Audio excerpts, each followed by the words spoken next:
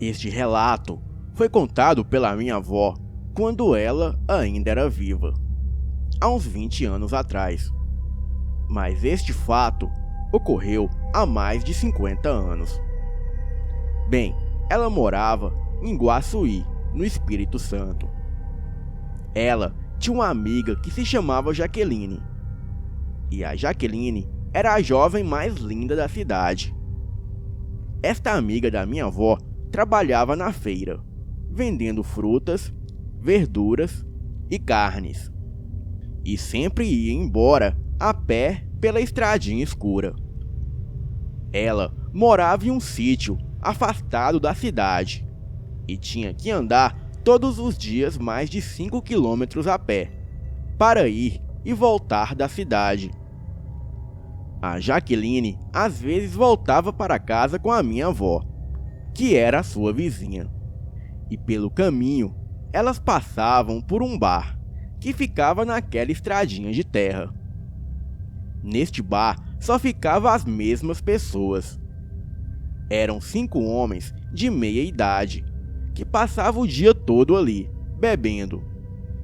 E sempre que eles viam a minha avó e a sua amiga voltando para casa, eles mexiam com elas.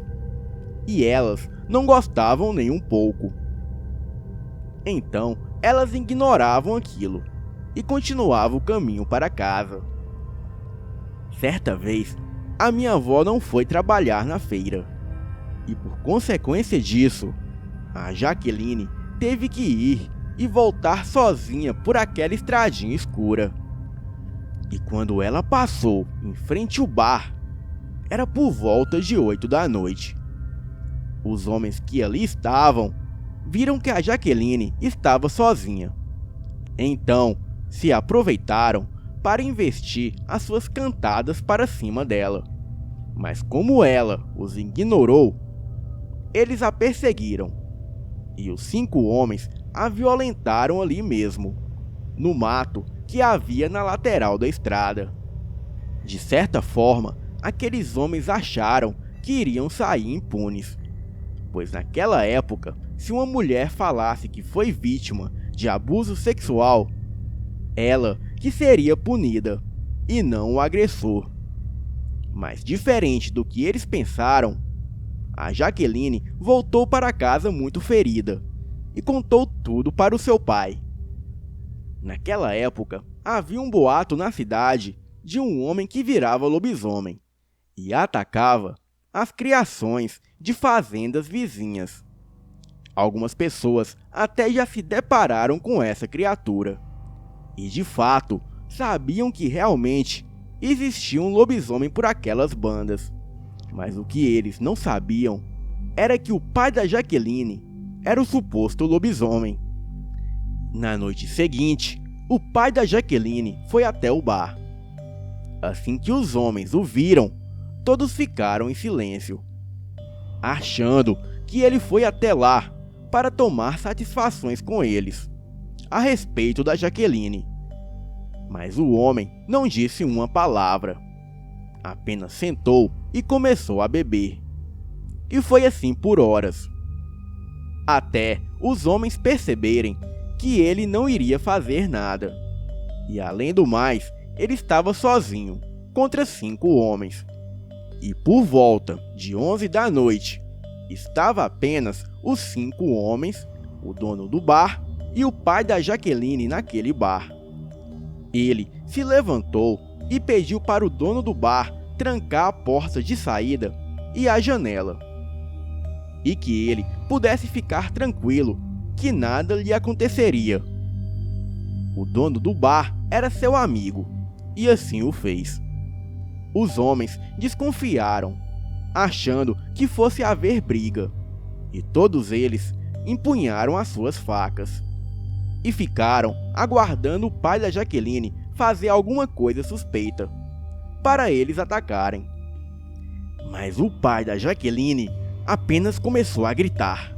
Tirou a camisa e em questão de segundos, ele começou a se transformar naquele lobisomem que todos temiam. Ele simplesmente virou uma fera sanguinária. O O seu corpo assumiu uma forma animalesca, com aparência canina. Enquanto ele se transformava, os homens ali investiram contra ele, mas foi inútil. Aquela fera dilacerou os 5 homens ali dentro do bar, deixando vivo apenas o dono do bar. E em seguida foi embora. E naquela mesma noite ele se mudou com a sua família. E foi a última vez que a minha avó viu a sua amiga Jaqueline e a sua família. Essa história foi contada pelo dono do bar. Inclusive, essa foi a mesma versão que ele deu à polícia. Mas era outros tempos. E naquela época, a polícia sabia que acontecia muitas coisas sobrenaturais em cidades do interior. Então, os policiais não duvidaram da história contada pelo dono do bar. Além do mais, os estragos feitos no corpo dos homens indicavam que realmente eles foram atacados por algo além da compreensão de qualquer pessoa. Boa noite.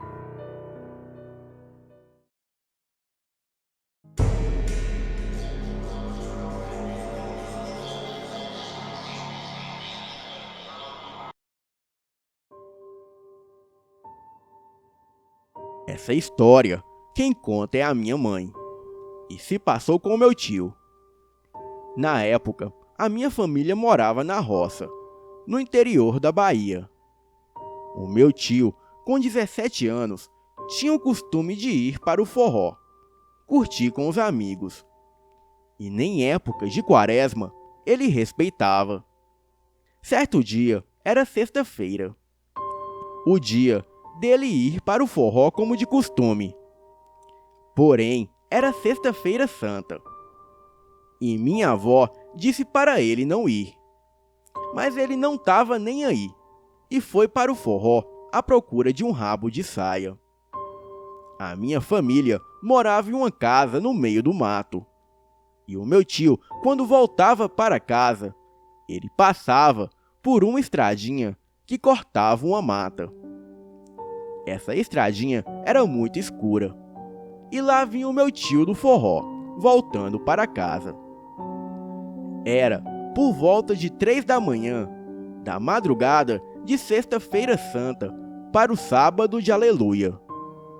E foi aí que ele viu um garotinho no meio da estrada. O garotinho aparentava estar perdido e devia ter no máximo uns 9 anos de idade.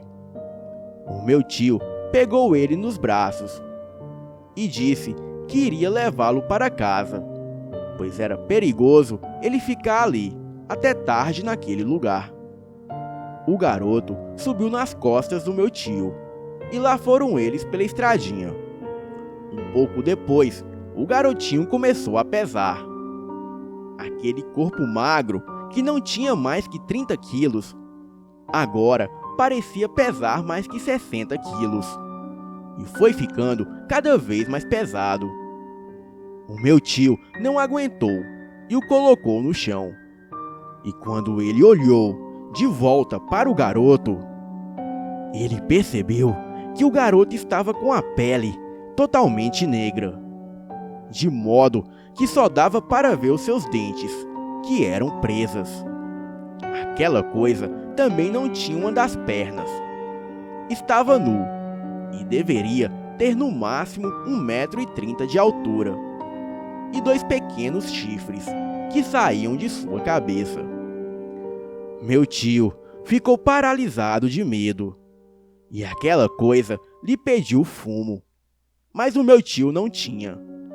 Então aquilo se irritou com ele e começou a bater nele, com violentos socos que chegou a lhe arrancar alguns dentes. E foi assim até o meu tio desmaiar. E assim que o sol nasceu, o meu tio acordou, ali no meio da mata, totalmente nu e machucado. Ele correu para casa e dias depois se recuperou dos ferimentos, mas nunca mais se recuperou do trauma. Boa noite.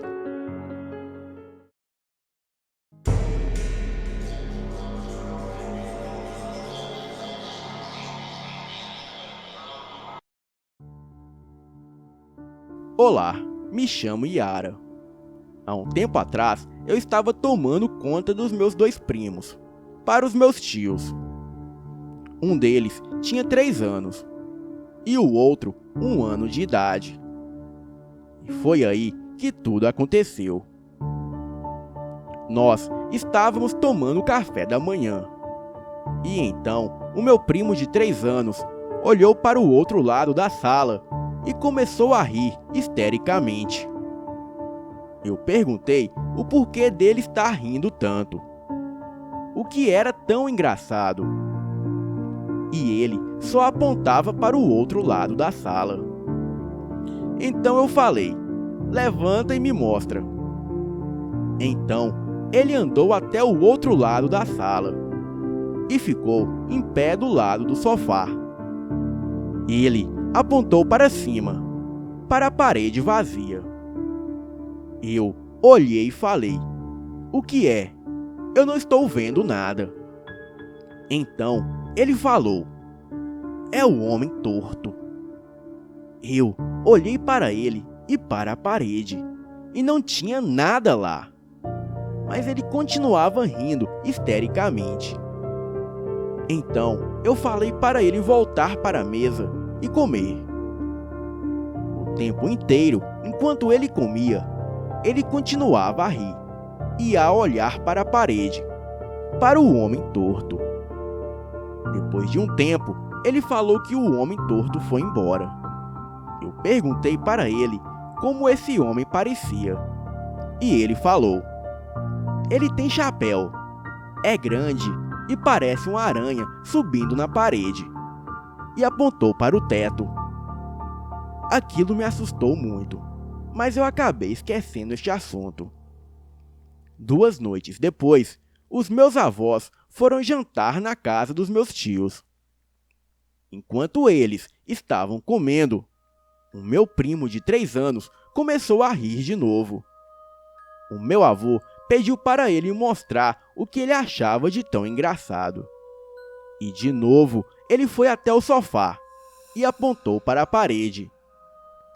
Os meus tios ficaram surpresos, já que eu tinha contado a história toda para eles. E agora eles estavam vendo exatamente o que eu tinha contado.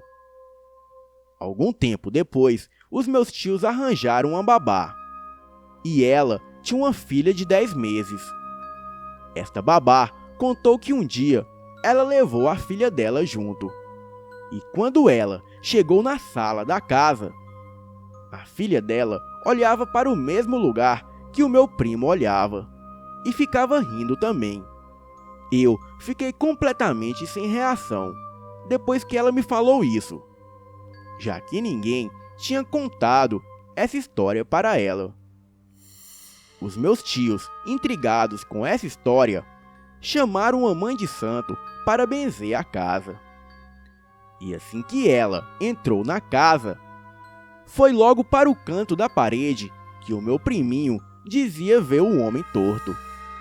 E ninguém havia falado para ela que o meu primo via o homem torto ali, naquele canto. Ela fez algumas orações e defumou o lugar com defumadores. E disse que tudo ficaria bem, e que a entidade maligna que estava ali iria embora, ainda naquela noite. Naquele mesmo dia, por volta de 11 da noite, os meus tios estavam na sala, assistindo TV. E foi aí que eles escutaram um barulho de algo muito pesado caindo no chão, vindo daquele canto da parede. Rapidamente, eles olharam e viram uma sombra de um homem enorme de cartola e muito magro que andava envergado com as pernas abertas. E as suas pernas dobravam como se ele fosse uma aranha. Aquela coisa saiu atravessando a porta da sala, que estava fechada. E em seguida desapareceu. Os meus tios ficaram apavorados com o que viram, mas eles sabiam que pelo menos agora aquilo estava indo embora de vez. Eu acredito que há espíritos que somente as crianças e animais conseguem ver. Boa noite.